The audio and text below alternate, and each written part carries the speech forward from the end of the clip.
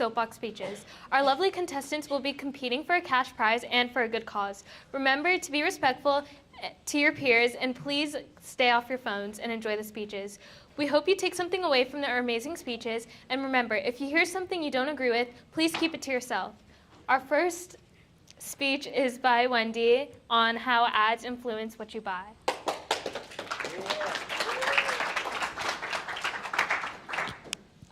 Hi, my name is Wendy, and I'm presenting on how ads influence what you buy.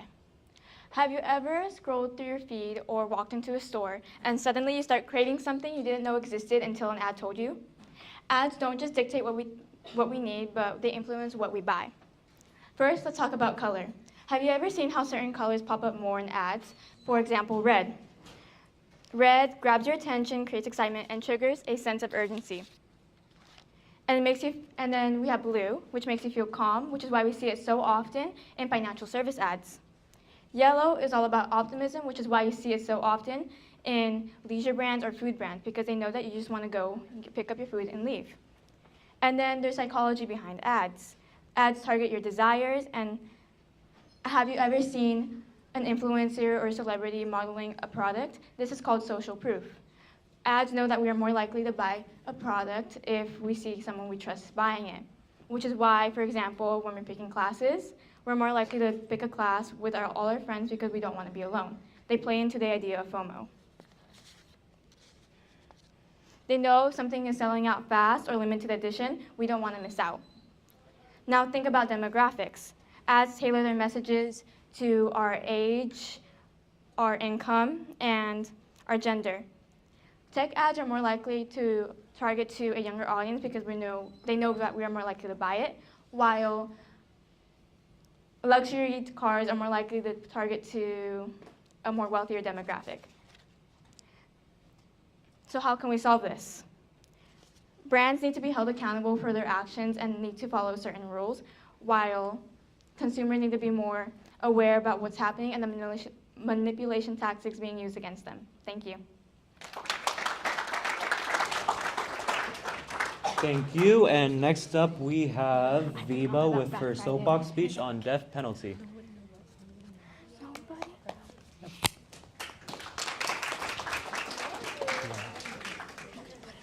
Oh yeah. Did you click it? Anything? Okay. I'll take phone. If not, just hold it like this.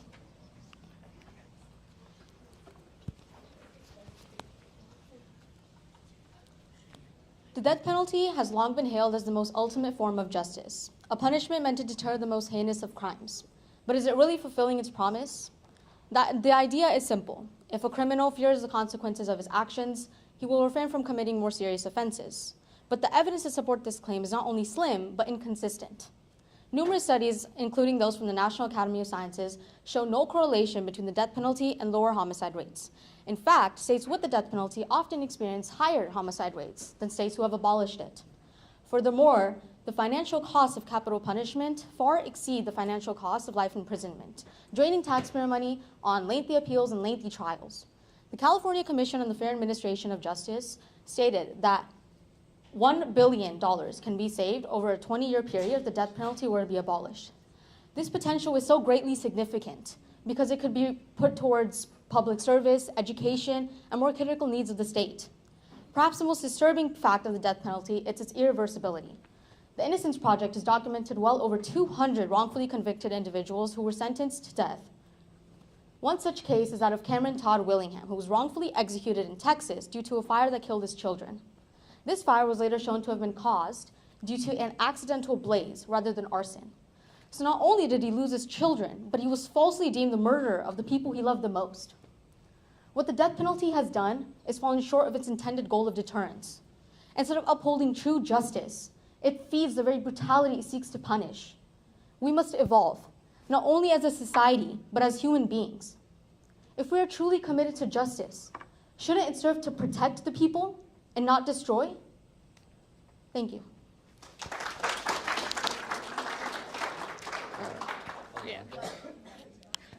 Thank you. And next up, we have Alondra with her speech on pollution.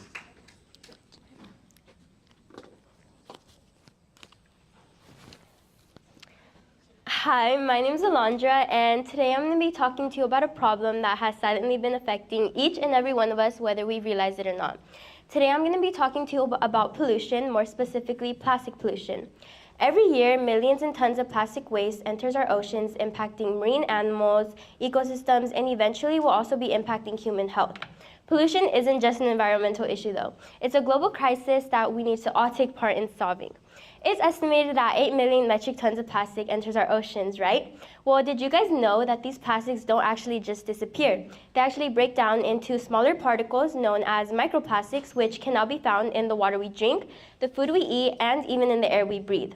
A study in 2021 found that the average person ingests about 5 grams of microplastics each week. 5 grams of microplastics each week, but it isn't just the numbers that matter. It's the real-life consequences of pollution that should move us to act. Imagine a sea turtle swimming peacefully in the ocean, unknowingly swallowing a plastic bag, right? The turtle may not survive the ingestion or could suffer for many years, slowly starving to death due to the plastic bag blocking its digestive system. This is sadly a reality for millions of marine animals who become entangled or ingest plastic. I personally really enjoy eating seafood boils. I'm not sure if any of you enjoy eating seafood, but have you guys ever wondered if there could be something other than just shrimp, crab, or even fish in the food that you eat? Well, studies have found microplastics in over 100 species of marine animals, many of which we consume. The very thing we rely on for food could be contaminated by something that was once just a plastic bottle or even bag that we carelessly discarded. Technology is already working on reducing pollution. The Ocean Cleanup Project is removing plastic from rivers, preventing it from reaching our oceans in the first place. On the policy side, many countries have banned single-use plastics such as bags and straws, and the European Union has set regulations to cut plastic waste by 2030. Businesses are also being held accountable for the plastics they produce, and friendly alternatives are being developed such as biodegradable plastics.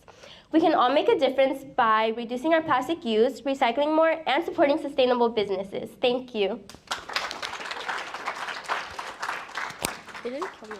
Thank you. And next up, we have Braden with his speech on men's mental health.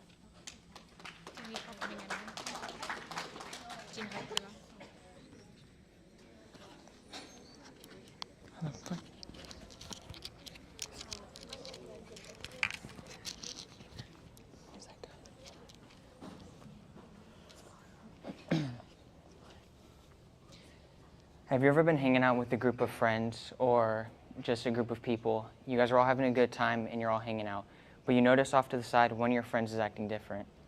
They're a little more sad, or they're not as happy or like energetic as they usually are. These are signs of depression or heavy stress. Now you guys are probably wondering why I'm talking about this today. Why am I talking about mental health, but specifically men's mental health? Now, I'm not saying women's mental health isn't as important, but I'm saying that it's advocated or cared for more than men's mental health. Over 80% of suicide or depression rates around the world are by men, and most suicide hotline calls are also by men. In 2023, 55 to 65,000 people took their own lives, and like I said before, around 80% of those were men. Now, personally, I know firsthand what it feels like to lose someone. I've lost my uncle and other people in my family to suicide. And personally, I've gone through spirals like this as well, where I felt like I had no one to talk to, or like I had nothing to like kind of go for. But I learned that there is people that want to listen to you. There is people that care for you, and that's what most men don't realize. They feel like they need to hold it all in, or they need to just go on with their life and nobody really cares. For a while, that's how I thought, but like I said, I finally figured out that people do care. So there's a stat from, I don't know what year it is, but it's the stats for depression and suicide rates. Females are on the bottom, the average is in the middle, and the top one is men. And then this is from the UK. I couldn't find one on US, but in 2014, 4,623 men took their lives. That was 12 every day and 1 man every 2 hours. This is a really big problem, and I know personally firsthand how hard it could be. And there's many things we could do to help. One of the easiest ones, which is what I want you guys to try to do, is just say hi. You have no idea how much just a simple hi could change someone's day or change someone's life. Thank you.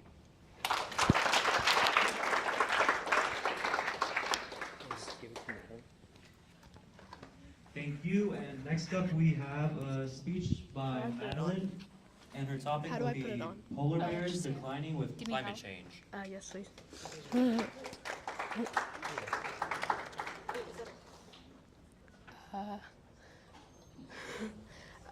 Hello, my name is Madeline, and today I'm going to be talking about polar bears dealing with climate change. Oh, next one. Polar bears are important because they are the #1 predator in the Arctic. A question you may ask is, why are polar bears important? Well, polar bears are important because they are the #1 predator in the Arctic, and they hunt seals and keep the ecosystem in balance. If polar bears are in trouble, it means we're all in trouble, and that's bad news for everyone. Another question you may ask is, how is climate change affecting polar bears? Well, climate change is affecting polar bears in many ways. The melting ice causes them to lose their homes, food, and family. The melting ice causes them to become weak and frail because they are unable to hunt for seals. And what can we do to help? Well, there's many things we can do to help, such as telling our friends and family about these situations. And we can also join groups like WWF to help spread awareness. And then another thing we can do is we can bike more instead of driving to cause less pollution. And lastly, the conclusion. Polar bears aren't just cute animals, but a sign that our planet needs help.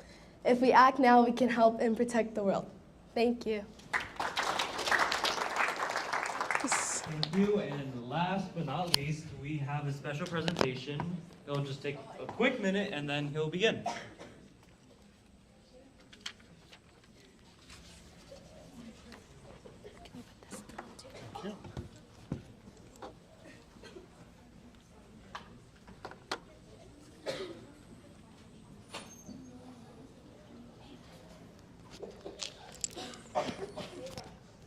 So try to hold it up here so it's more easier. Like yeah, like that. Thank you.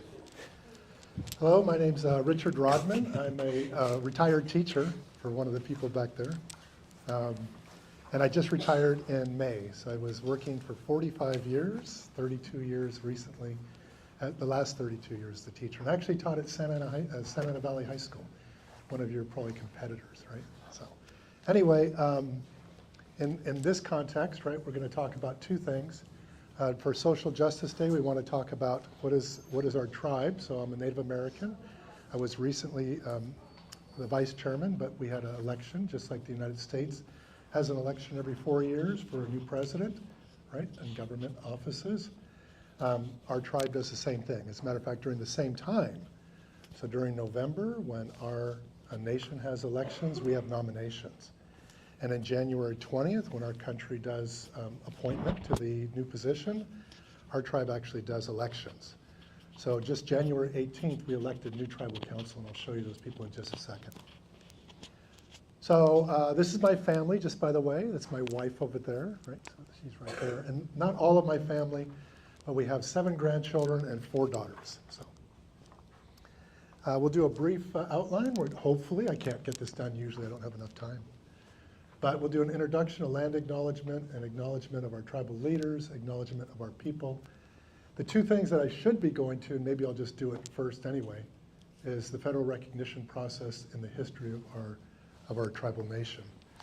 So I'll skip the land acknowledgement. I can do that because that takes a little bit of time, but out of respect for our tribal elders and our tribal leaders, I want to acknowledge these people. So these are our, if you want to call it, our president and vice president and so on. So this is our brand new tribal council. Like I said, they were just elected in January, so January 18th, only about a month ago, right? That's the new election. So again, every 4 years, just like the United States, we have new leaders. So I'm no longer the vice chairman, right? So I'm vice chairman retired. And this is our tribal council before with the new elected officials. So we had a chairwoman before, right? If you know what that's called, when women lead. Does anybody know what that's called, when women lead?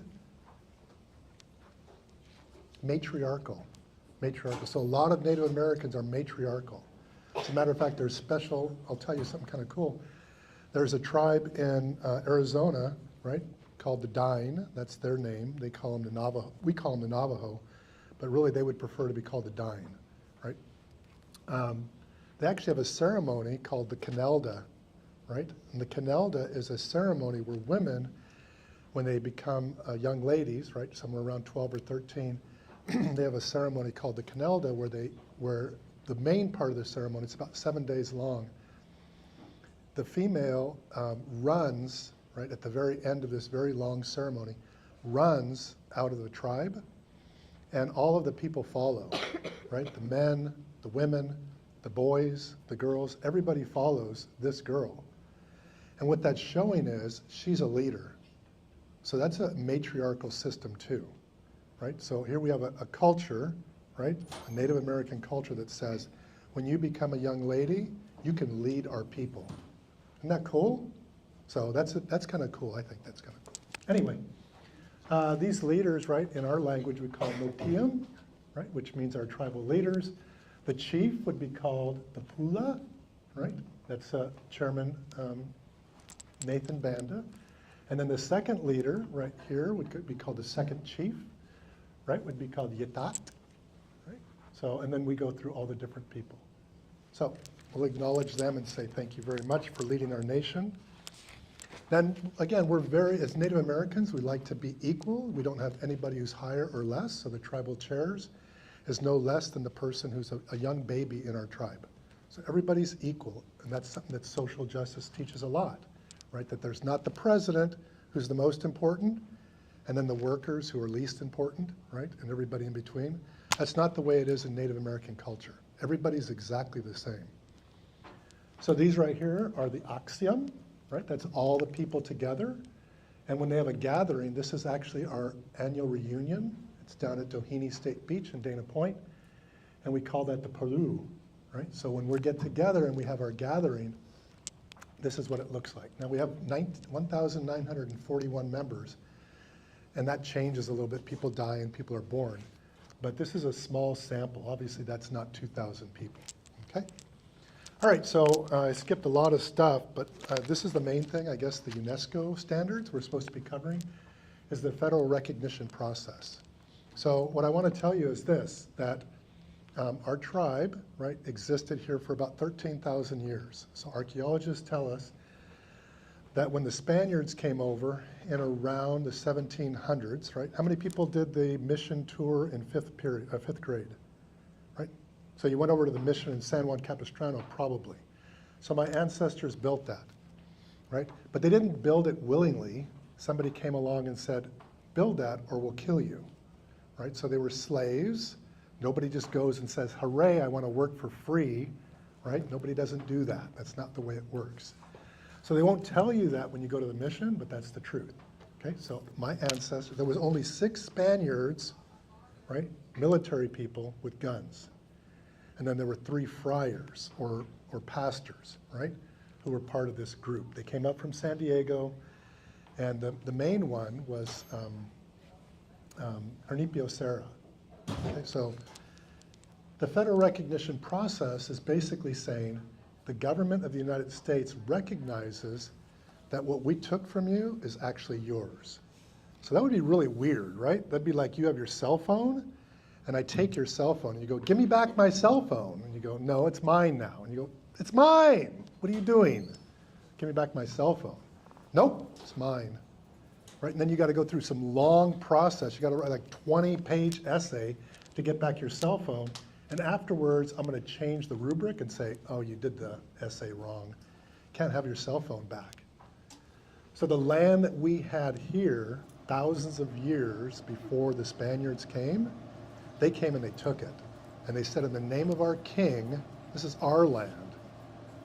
This isn't your land anymore, it's our land.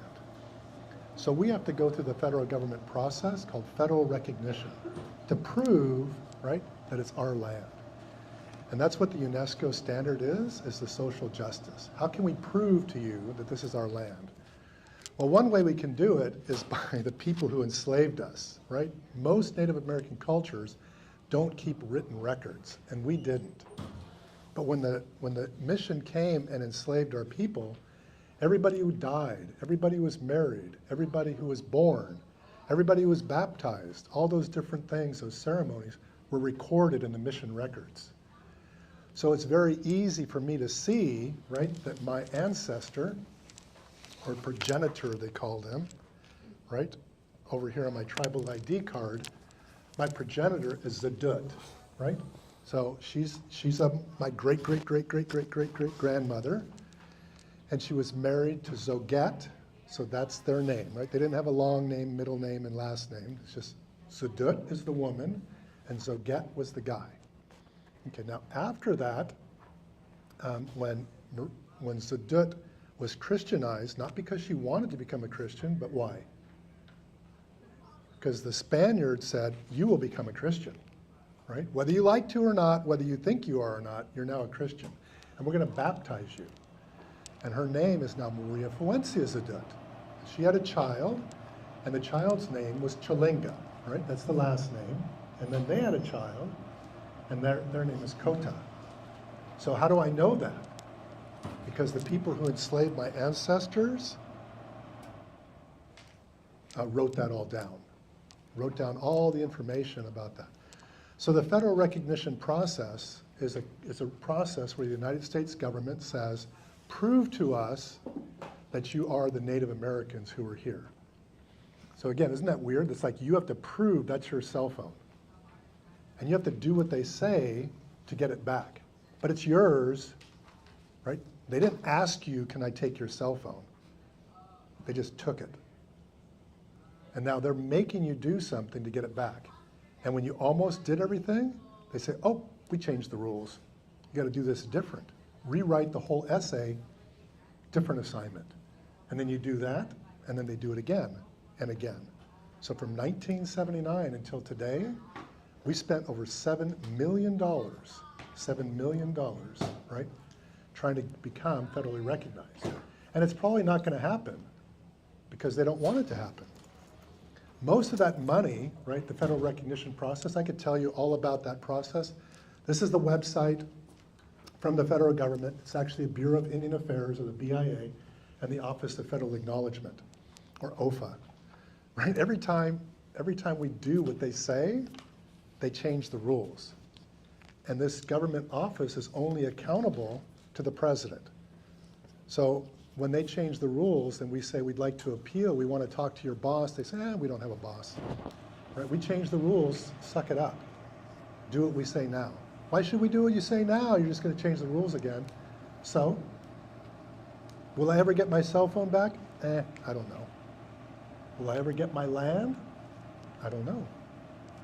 But we do everything they say, right? And it's just an endless process. So every single time we just had elections, it's kind of funny. Nathan, when he came in, all of his promises were having to do with federal recognition. Well, I just spent 4 years with our chairwoman, and she did everything perfect. And we're closer to federal recognition, but they're probably going to change the assignment, right? Isn't that terrible? So that's what federal recognition is. Does that sound good? No, it's terrible. Oh my gosh. And there's all kinds of different things down here we could look at that show it. And yeah. So anyway, I could explain it in more detail, but so again, the federal government says that we have to prove that we are the ancestors, right, of the people. So this is a table. This is actually a confidential table, but I'll show it to you anyway. So this is my dad right here, John Roland Rodman. He was born in 1941. He had a brother and a sister, my Uncle Jerry and my Aunt Rose. And his mom was Beatrice Greenlee, or Beatrice Garcia at the time. She was born in 1910. And you keep on going back until you get all the way to the top, and there's Zadut and Zoget. See that? Notice that each time somebody's married, so you have Chalinga, Maria Bernarda. Chalinga, do you see that right there? See the person next to them? They don't have a white box. That's because the Spaniards, when they came, they said, you can't marry a Native American. You got to marry a Spaniard. So they took away our ability to marry the people we wanted. We have to marry a Spaniard. And then you go down again, and you have Maria Antonia Gota. And again, notice she marries an Irby. So we can find out who those people are by the Spaniards' records back in Spain. But isn't that interesting? You can't marry who you want to. Isn't that terrible? So this is right, colonization.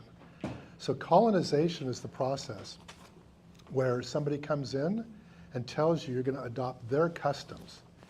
So we had ceremonies that we do, and we still do them today. We just got through doing a bunch of ceremonies because we had an election and we had an inauguration ceremony. So we did a bear ceremony and we did some dancing. As a matter of fact, I'll show you some stuff because I haven't shown it in most of the presentations, but we'll do some stuff. So this is kind of cool. This is our spiritual overseer, and she'll pray a prayer.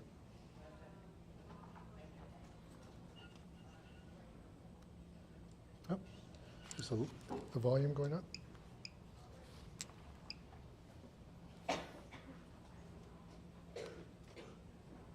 I wonder why it's not working. During the earlier time, but I guess not. So I was going to let you hear some of our language.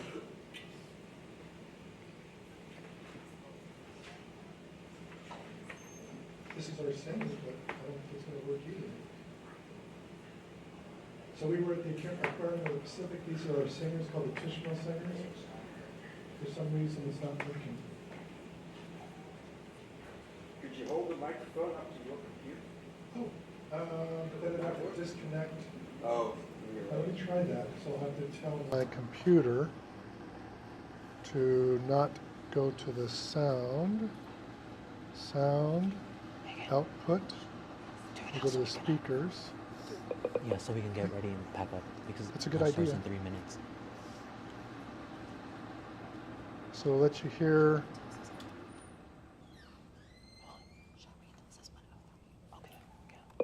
The Our Father in our language. Chamna tupangna alkat polo mirma oton mirma otosno iva echna virus tupangna ahaninik obi chamik pito chamna chahani logini alawichi is chamlokai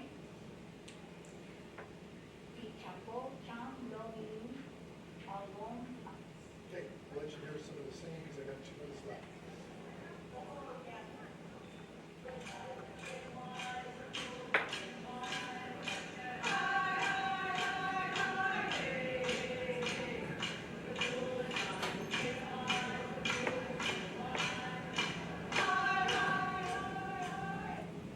So that's actually a song about, so we're next to the ocean, right? That's actually a song about the dolphins and the sea turtles. And it's talking about going out there and playing and also thanking them for the food that they give us, right? So my time's almost up, right? And I appreciate your time. I'm going to give this presentation to Brett, who's your math teacher, and he can share it for the school. Thank you so much. Thank you, and that will be the end of Social Justice Day. So thank you, have a wonderful day. Thanks.